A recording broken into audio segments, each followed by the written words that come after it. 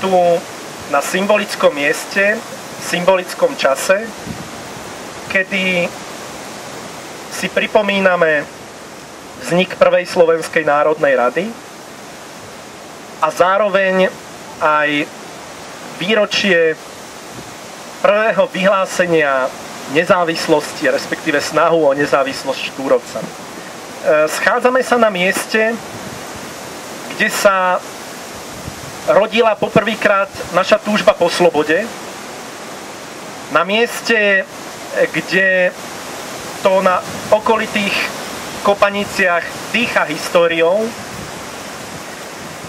a aj preto sme sa rozhodli tentokrát výjsť z Bratislavy a z miest, kde, tak povediac, pulzuje život, a prísť na miesto, kde tie životy vyhasli, kde sa odohrala posledná bitka prvej výpravy v roku 1848 medzi štúrovskými dobrovoľníkmi a císarským vojskom. Toto miesto sme si nevybrali náhodou.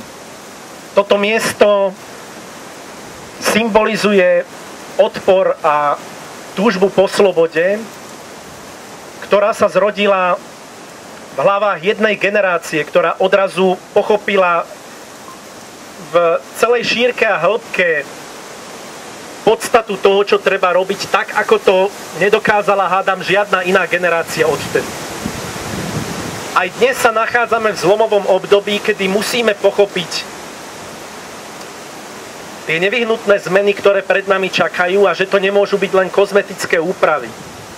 A ak veríme v ideály, ktoré formovali naše dejiny, ak veríme ideálom slobody, rovnosti a bratstva, ak veríme demokracii, potom treba vymyslieť a prísť s takými mechanizmami, ktoré tieto ideály naozaj zabezpečia. Pre nás, čo sme tu, je takýmto ideálom občianska ústava a posilňovanie prvkov priamej a participatívnej demokracie. Myslíme si, že nastal ten čas, aby sme dnes žiadali novú ústavu.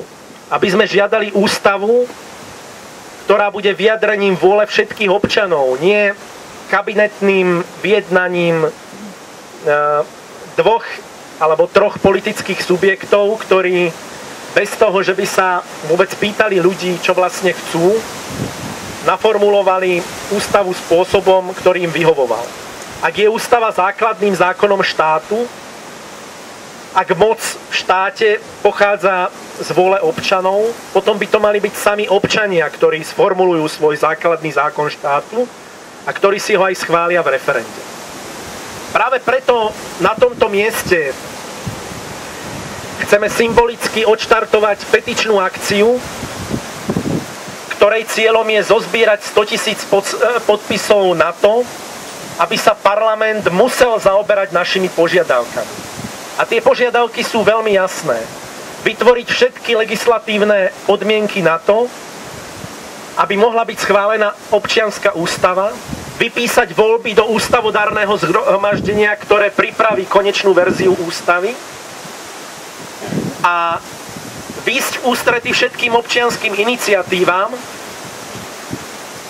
ktoré sa usilujú posilniť moc občana a skvalitniť demokraciu v našej Slovenskej republike.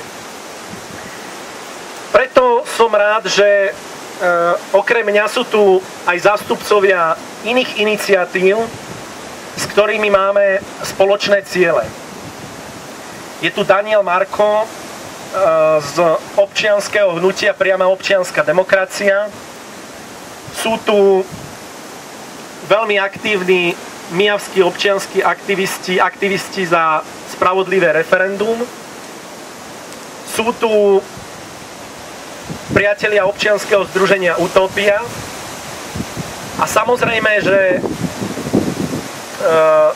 vítam tu vás všetkých, ktorí ste prišli či už vzdať hold štúrovskému úsiliu, alebo podporiť našu spoločnú myšlienku. Iniciatíva za občiansku ústavu vznikla symbolicky 1. septembra tohto roku, v deň ústavy, kedy sme ohlásili náš zámer vydať sa týmto smerom.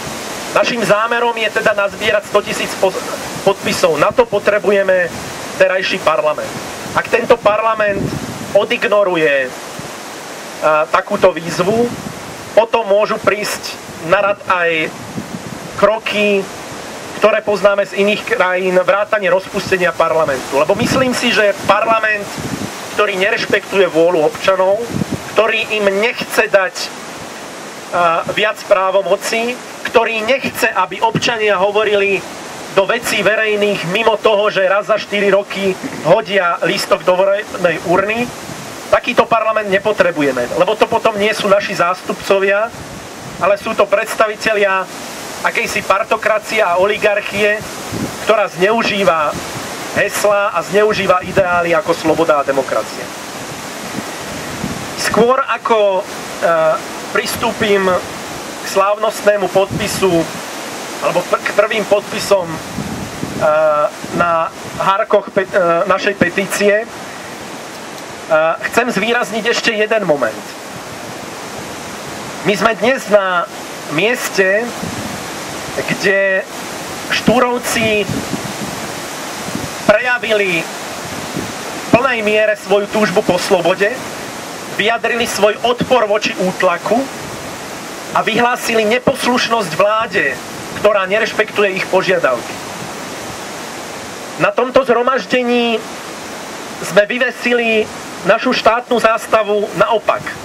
Nie je to vyjadrenie neúcty voči štátnej zástave, práve naopak. Štátna zástava vyvesená naopak v mnohých krajinách sveta symbolizuje akýsi apel, že štát je v ohrození. Symbolizuje odpor voči potláčaniu slobôd, symbolizuje odhodlanie, že chceme brániť naše ústavné práva a ideály, na ktorých stojí naša štátnosť.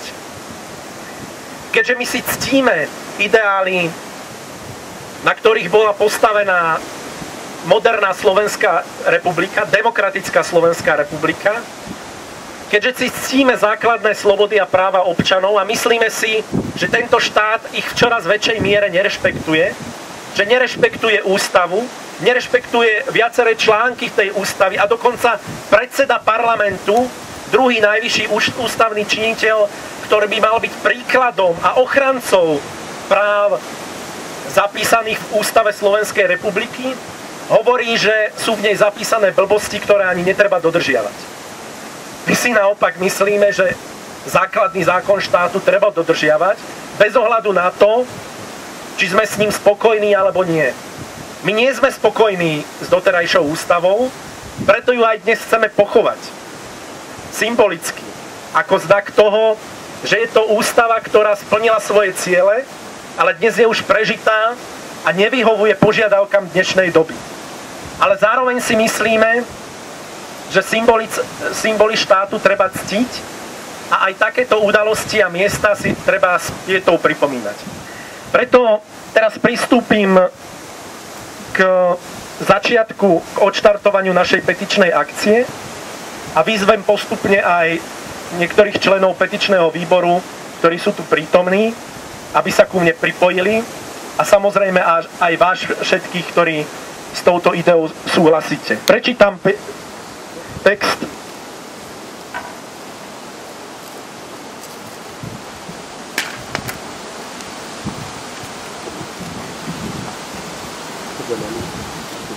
Text petície za občiansku ústavu. Keďže ústava je základný zákon štátu, a ak štátna moc pochádza od občanov, mala by byť iniciovaná a schválená priamo nimi.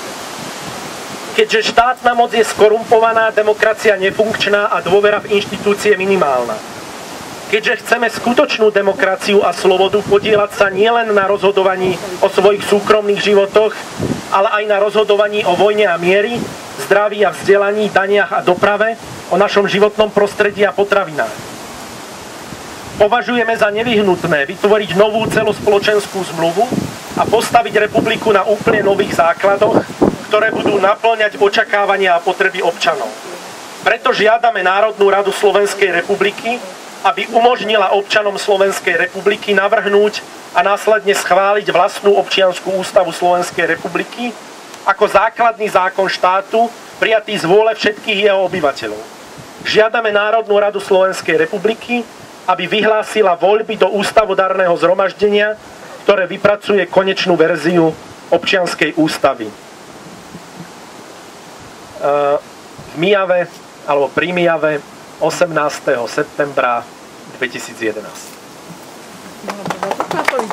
Áno.